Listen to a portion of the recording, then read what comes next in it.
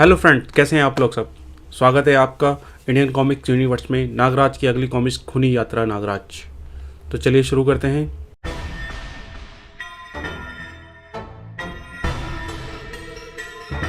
नागराज, जिसने विश्व से आतंकवाद व अपराध को जड़ से उखाड़ फेंकने की कसम खाई थी, बुलटोग और चोंगो जैसे विश्वव्यापी अपराधियों को नेस्त नाबूद करने के बाद अब अमेरिका और पश्चिमी यूरोप के सबसे खतरनाक गैंगस्टर विलियम से टकराने जा पहुंचा था न्यूयॉर्क में सिर्फ डॉन ही ऐसा व्यक्ति था जो नागराज को विलियम तक पहुंचा सकता था, लेकिन वह इस समय शिकागो की सर्वाधिक सुरक्षित जेल में था। नागराज डॉन को जेल से आज़ाद कराने के लिए शिकागो पहुंचता था। राह में उसकी मुलाकात होती है फ्लोरिडा से, एक ऐसे साथी के रूप में जिसकी मंजिल भी डॉन तक पहुंचनी थी। फ्लोरिडा डॉन के खून की प्यासी थी क्योंकि उसने उसे अनाथ कर दिया था। नागराज फ्लोरिडा को बाहर छोड़कर जेल में प्रवेश करता है। अब फ्लोरिडा डॉन को मौत चाहिए थी और नागराज को उसका जीवन। जैसे ही नागराज डॉन को लेकर आता है, फ्लोरिडा डॉन पर अंधाधुंध गोलियां चला देती है। यहाँ तक आपने पढ़ा था खूनी खोज में, अब आगे पढ़ें। Don, you rascal, you bull, मरने के लिए तैयार हो जा। नहीं नहीं, मगर धाएं धाएं। फ्लोरिडा ने अंधाधुंध गोलियां बरसा दी थी, लेकिन इससे पहले कि एक भी गोली डॉन को स्पर्श करती, नागराज ने डॉन पर छलांग लगा दी और उसे लेता हुआ जीप के पीछे लुढ़क गया। चट्टान से उतरकर फ्लोरिडा जेल की जीप के पास आ गई। नागराज, इस कुत्ते को मेरे हवाले कर दो, ये मेरे पिता का हत्यारा है। इस स्टैन गन की गोलियां भी शायद आज इसी के सीने में उतरकर भरने के लिए कम पड़ेंगी, जितनी 2 साल से इसने मेरे सीने में धधक रही है। स्टैन गन अब नागराज के हाथ में थी। डॉन, बाहर निकल आओ, अब कोई खतरा नहीं है। फ्लोरिडा, अवश्य ही तुम किसी गलतफहमी की शिकार हो। मैंने आज तक किसी की हत्या नहीं की है। मुझे तो इन इंसानी खून को पानी की तरह बहाने वाले दरिंदों को सख्त नफरत है। मुझे बताओ, तुम्हारे पिता कौन थे? मैं तुम्हारी गलतफहमी अभी दूर कर देता हूँ। अचानक फ्लोरिडा निहत्ती ही डॉन पर झपटी। नहीं कुत्ते, तू नहीं मेरे डैडी को मारा था। तू नहीं वह खूनी पैकेट डैडी के मेयर फ्रैंकलिन के नाम भेजा था। मैं तुझे जिंदा नहीं छोड़ूंगी। फ्लोरिडा, मेरी बात तो सुनो। अचानक डॉन का झन्नाटा थप्पड़ फ्लोरिडा के गाल पर पड़ा। फ्लोरिडा फुट फुट कर रोने लगी। फ्लोरिडा, खुद को समझाओ, मैं मेयर फ्लिंट का खून नहीं कर सकता। ये काम विलियम का है। विलियम, मैं तुम्हें सब कुछ बताऊंगा फ्लोरिडा, लेकिन फिलहाल यहाँ से खिसको। अंदर जेलर की जीप गायब होने की खबर फैल चुकी होगी। तीनों कार द्वारा शहर की ओर चल पड़े और कुछ देर का सफ़र के बाद फ्लोरिडा के बंगले पर। फ्लोरिडा, मैंने तुम्हारे डैडी को विलियम की मौत का तोहफा भेजा था। मुझे नहीं मालूम था कि वही तोहफा मेयर साहब की मौत का पैगाम बन जाएगा। आज से 4 वर्ष पहले की बात है। आज की तरह समय न्यूयॉर्क व शिकागो के अंडरवर्ल्ड विलियम सबसे बड़ी हस्ती थी। वह न्यूयॉर्क का अंडरवर्ल्ड का सबसे बड़ा स्मगलर था। न्यूयॉर्क व शिकागो का कोई भी छोटा बड़ा स्मगलर विलियम के आगे सर उठाने की हिम्मत नहीं रखता था। उन्हें विलियम को हर डील का कमीशन भी देना पड़ता था। आज हमारे पास अफीम का $2 करोड़ का कंसाइनमेंट आया है, जिसके प्रॉफिट के 50% $30 लाख विलियम साहब के लिए। ये $50 लाख ब्राउन शुगर के प्रॉफिट के। विलियम के ऐसे गद्दारी करने वाले का धंधा पानी अगले ही दिन बंद हो जाता है। सिर्फ मैं ही एक ऐसा स्मगलर था जिसने कभी विलियम से हार नहीं मानी। मैंने उसे कभी किसी डील का कमीशन नहीं दिया, फिर भी मुझे कोई भी नुकसान पहुंचाने में सफल ना हो सका था। लेकिन एक दिन, बॉस, विलियम की रिपोर्ट पर पुलिस ने हमारा माल लदा ट्रक पकड़ लिया है। क्या? डॉन का माल पकड़ लिया? विलियम का असाइनमेंट सिटी वाला गोडाउन ब्लास्ट कर दो। उसके बाद न्यूयॉर्क और शिकागो में अक्सर मेरे और विलियम के गैंग्स की छोटी बड़ी मुठभेड़ होने लगी। अब जबरन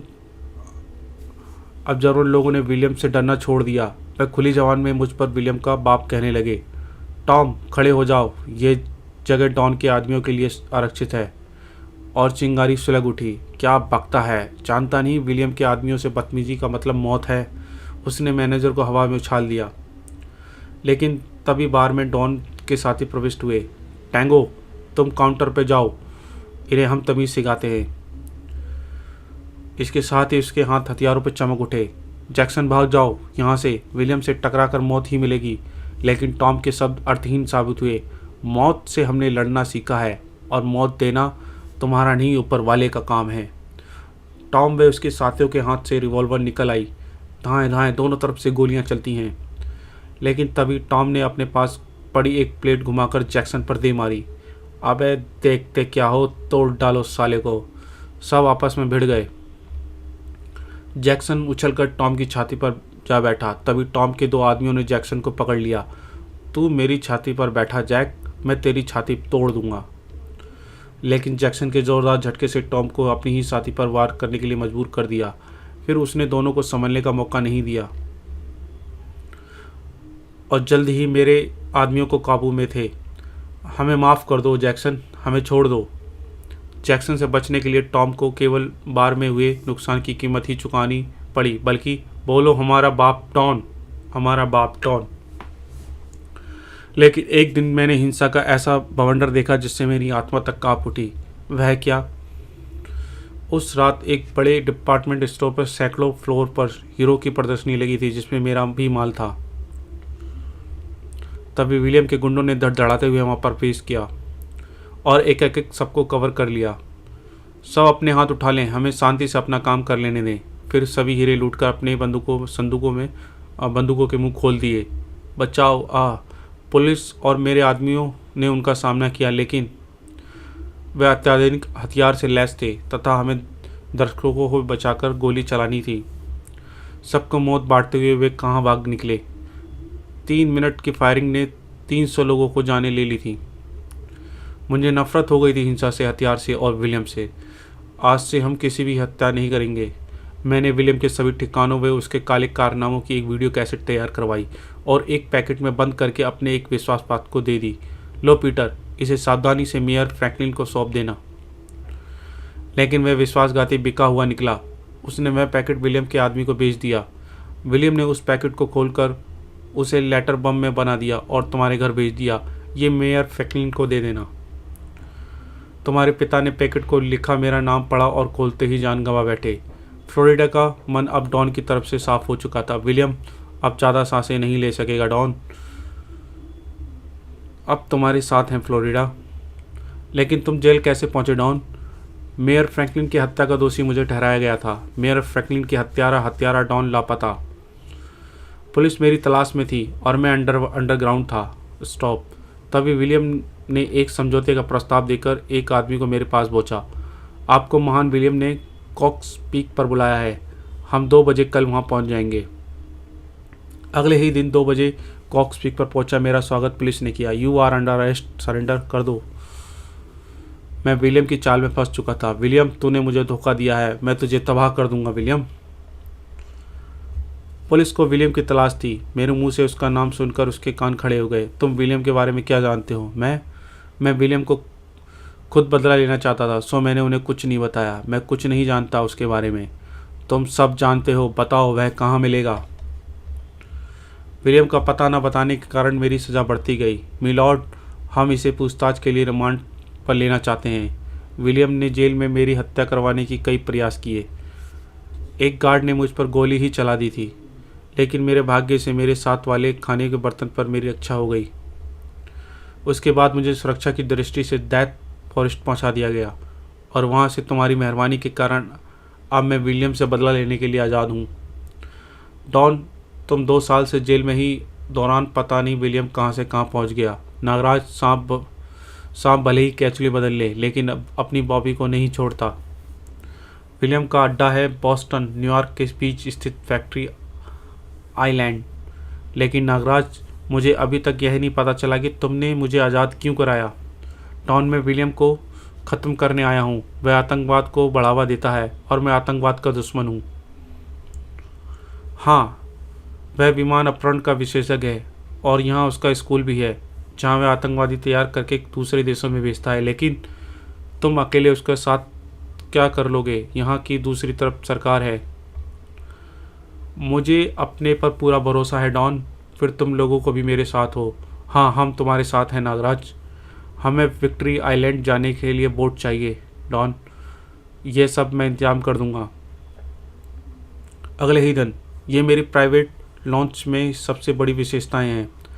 तुम मुझे विलियम और उसके टापू के बारे में कुछ बताओ डॉन। डॉन दोनों एक ही टीवी स्क्रीन के सामने आ गए। मैं तुम्हें वही वीडियो कैसेट दिखाता हूँ।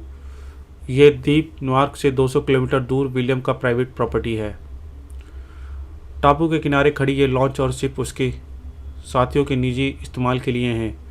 टापू पर ये घर उसके गुंडे और बदमाशों के हैं जो उसके लिए हर गलत काम करते हैं। उन्हें विलियम के महल में स्कूल में प्रेक्षित किया जाता है। हर प्रकार का मल्ल युद्ध सिखाया जाता है। उन्हें जूडो, कराटे और कुंफू, कुश्ती, उन्हें हर प्रकार के हथियार से परिचित किया जाता है, यहाँ तक कि हवाई हमले भी। उनके निशाने अचूक होते हैं और ये सब विलियम की देखरेख में होता है। शाबाश, तुम सब अच्छे निशानेबाज हो।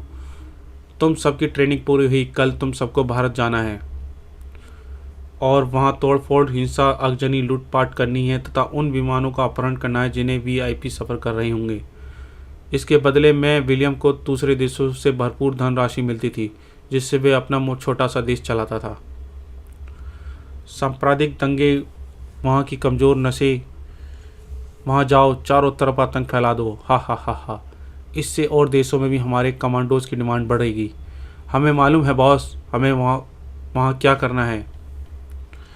टापू के 3 तरफ रेतीला तट है। चाहे इतनी अधिक सुरक्षा व्यवस्था है कि समुद्र की कोई मछली भी गार्ड्स की निगाहों से बचकर टापू पर नहीं आ सकती। और चौथी तरफ एक पहाड़ी, इसी में कहीं विलियम का हेडक्वार्टर है। हेडक्वार्टर में उसका पूरा शस्त्र भंडार है और ये ब्लड रूम है। हेडक्वार्टर में ही बना सुरक्षा का सबसे बड़ा साधन, जिसमें मिसाइल लॉन्चर लगा है और उन्हें समुद्री एवं हवाई हमलों से बचाता है। और पहाड़ी के ऊपर लगा रडार उन्हें हर खतरे से आगाह कराता है। विलियम के ख्याल से रडार पर नियुक्त टैलो अकेला ही रडार की सुरक्षा के लिए काफ़ी है।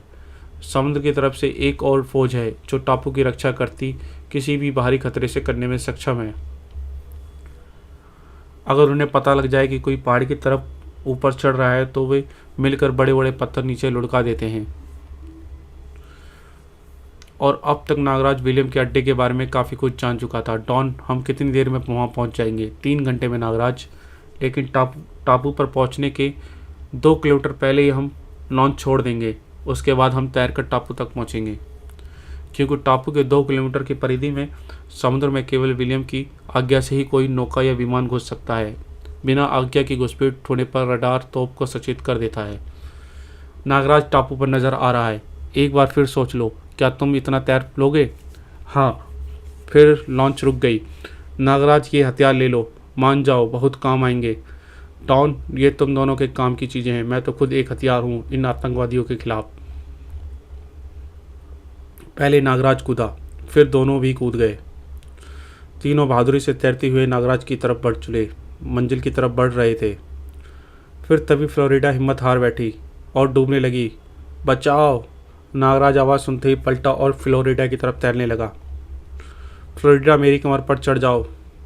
और कुछ ही देर में टापू पर पहुंच गए। डॉन, काम शुरू करो। हाँ, मैं एक एंकर इस गन द्वारा ऊपर छोड़ूंगा जिसके सिरे पर रस्सा बंधा होगा। एंकर ऊपर चट्टान में अटक जाएगा और हम उसके सारे ऊपर चढ़ जाएंगे। डॉन ने गन ऊंचे की और ट्रिगर दबा दिया। एंकर ऊपर पहुंच गया लेकिन खिंचते ही नीचे आ गया। ओह, लगता है अटका नहीं। डॉन ने फिर कोशिश करनी चाहिए लेकिन नागराज ने उसे रोक दिया। डॉन, वक्त बर्बाद ना करो, आओ दोनों मुझ पर पकड़ लो। और नागराज पहाड़ी की तरफ चल पड़ी। आओ, हम जल्दी से ऊपर होंगे। उधर नागराज नागरस्सी अपनी चट्टान पर लिपट गई। दोनों ने नागराज को मजबूती से पकड़ लिया और नागराज के झटके से वे ऊपर चढ़ने लगे। नागरस्सी को नागराज की कलाई से निकलती है एक विशेष इशारे पर सिमटनी शुरू हो गई, जिससे नागराज ऊपर उठता चला गया। कुछ ही पलों में तीनों पहाड़ी के ऊपर पहुंच गए और नागरस्सी पूरी सिमटकर नागराज की कलाई में चली गई।